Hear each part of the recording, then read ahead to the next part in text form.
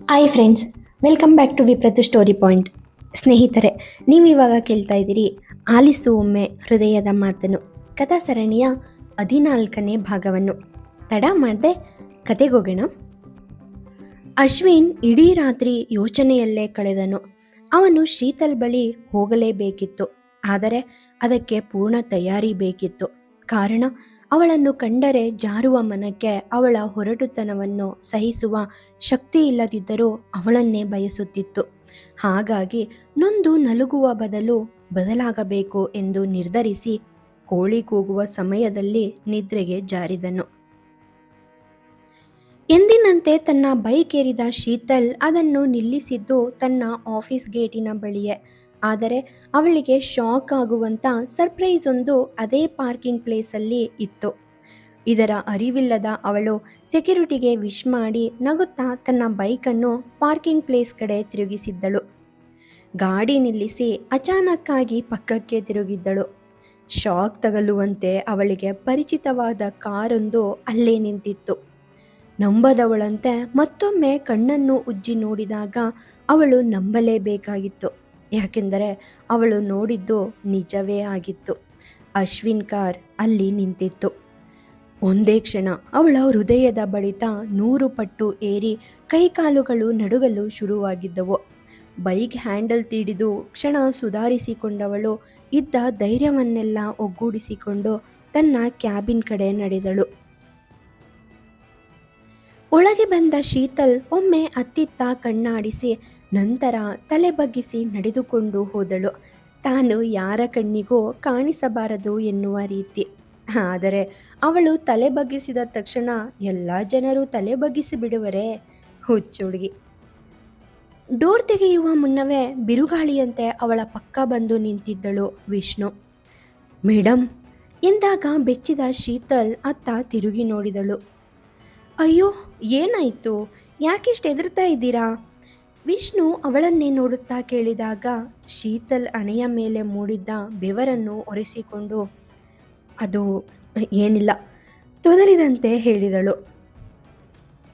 ಅಷ್ಟೇನು ಗಮನಿಸದ ವಿಷ್ಣು, ಮೇಡಮ್, ನಿಮ್ಮ ಕ್ಲೈಂಟ್ ಒಬ್ಬರು ಬಂದಿದ್ದಾರೆ.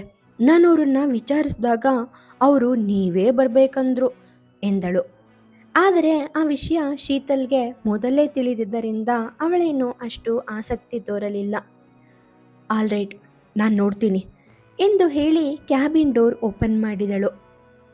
ಶೀತಲ್ ಒಳಗೊಳಗೆ ಚಡಪಡಿಸುತ್ತಿದ್ದಳು.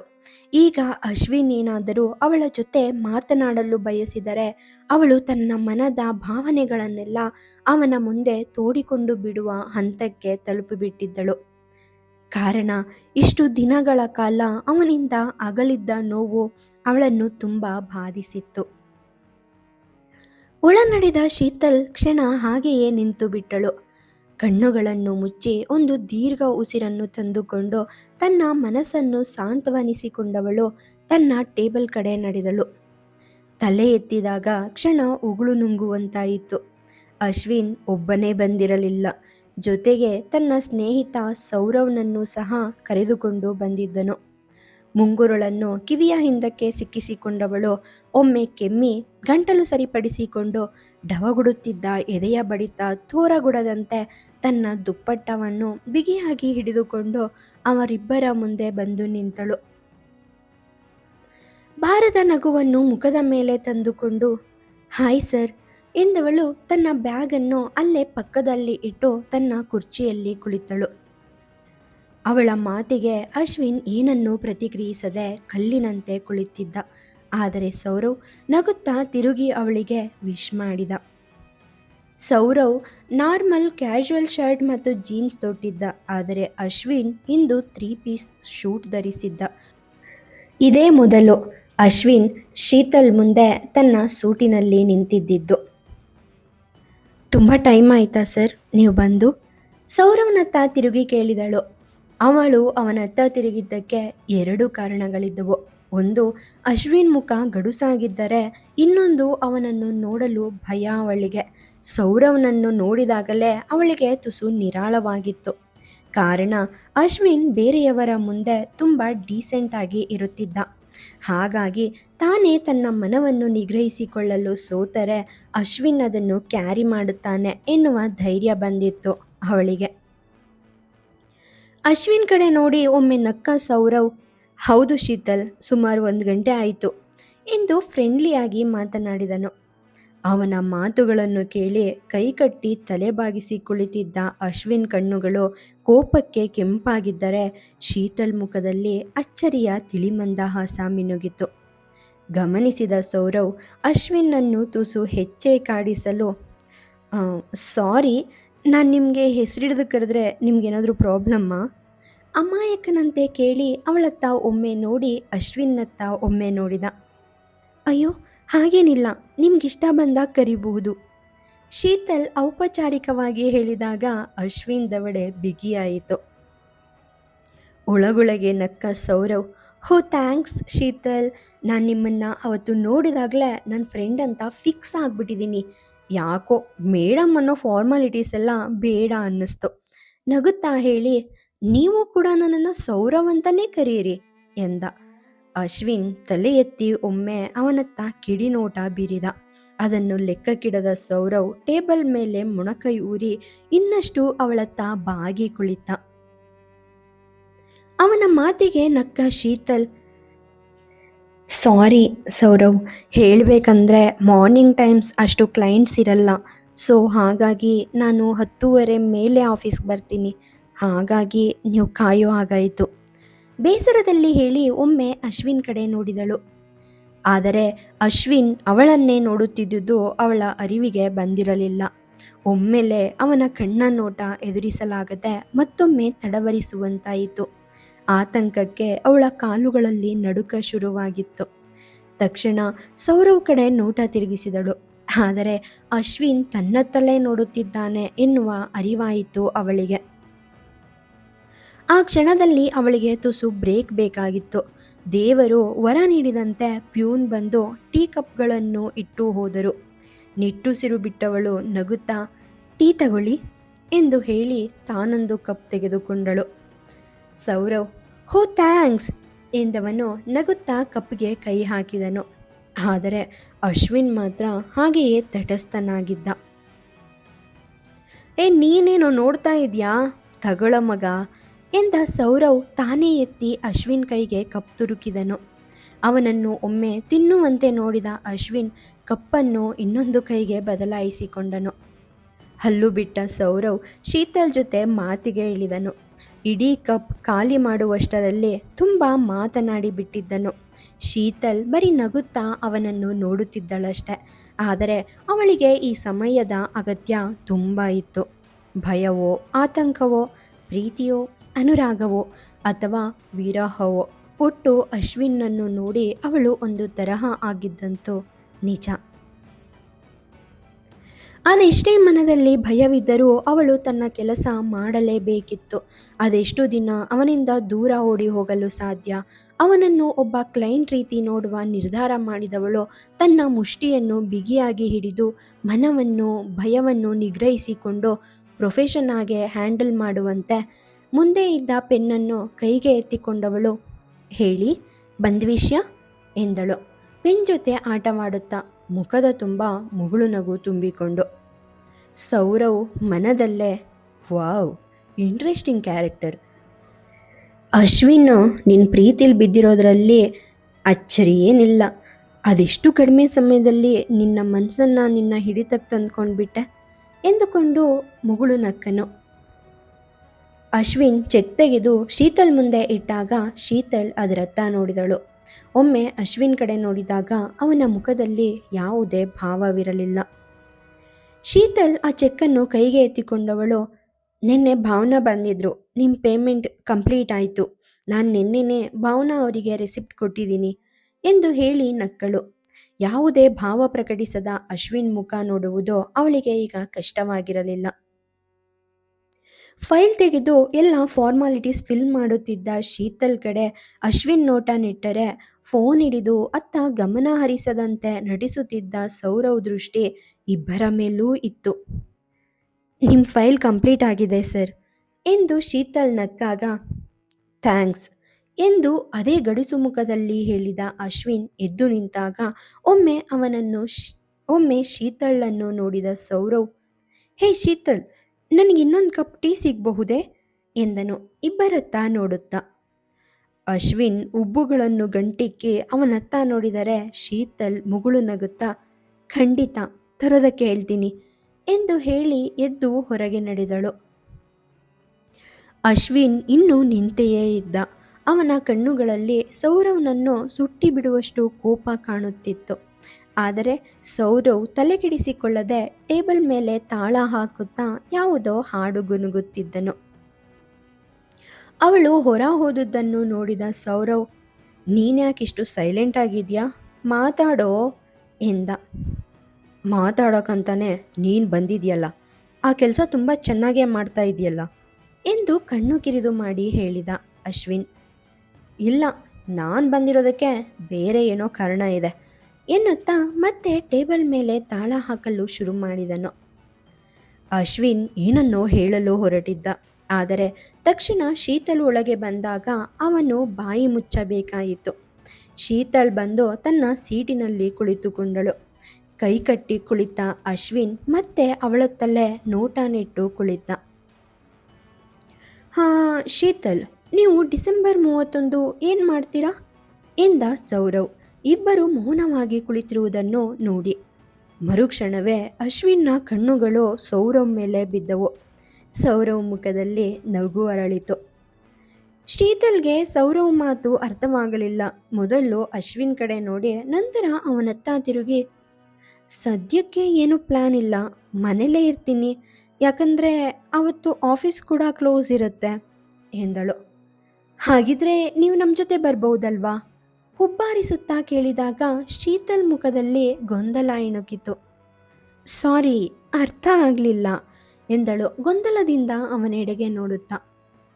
ಏನಂದರೆ ನಾವು ಫ್ರೆಂಡ್ಸ್ ಎಲ್ಲ ಸೇರಿ ಡಿಸೆಂಬರ್ 31 ನೈಟ್ ಮತ್ತು ಜನವರಿ ನ್ಯೂ ಇಯರ್ ದಿನ ನಮ್ಮ ತೋಟದ ಮನೇಲಿ ಪಾರ್ಟಿ ಮಾಡ್ತಾ ಇದ್ದೀವಿ.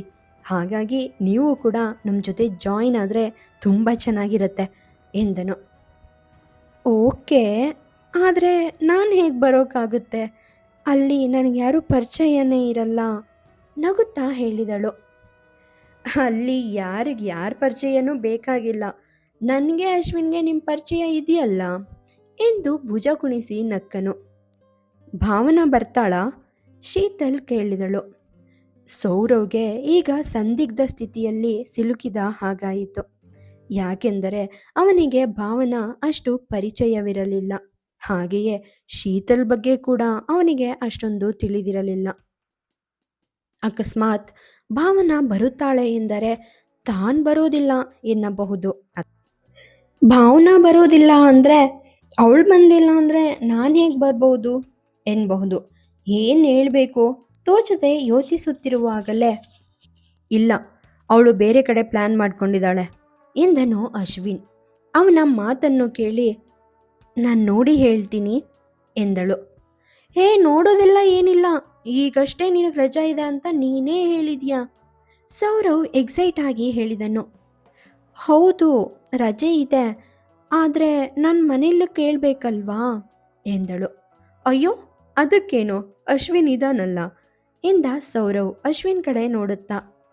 ಶೀತಲ್ ಆದರೆ ಎಂದು ರಾಗ ತೆಗೆದಾಗ, ಆದರೆ ಹೋದರೆ ಏನೂ ಇಲ್ಲ, ನೀನು ನಮ್ಮ ಜೊತೆ ಬರ್ತಾ ಇದೆಯಾ, ಡಿಸೆಂಬರ್ 31 ಬೆಳಿಗ್ಗೆ ನಿಮ್ಮ ಮನೆಯಿಂದ ನಾವು ನಿನ್ನನ್ನು ಕರ್ಕೊಂಡು ಹೋಗ್ತಾ ಇದ್ದೀವಿ ಅಷ್ಟೆ, ಫಿಕ್ಸ್ ಆದಂತೆ ಹೇಳಿದಾಗ, ಓಕೆ, ಆದರೆ ನಾನು ಮನೇಲೊಮ್ಮೆ ಮಾತಾಡ್ತೀನಿ ಎಂದಾಗ ಅಶ್ವಿನ್ ಸೌರವ್ ಕಡೆಗೆ ಕಣ್ಣು ಹಾಯಿಸಿದ ತಕ್ಷಣ ಸೌರವ್, ಓಕೆ ಮಾತಾಡಿ, ಬೇಕಿದ್ರೆ ಅಶ್ವಿನ್ ಕೂಡ ನಿಮ್ಮ ಮನೆಯವ್ರ ಜೊತೆ ಮಾತಾಡ್ತಾನೆ ಎಂದನು.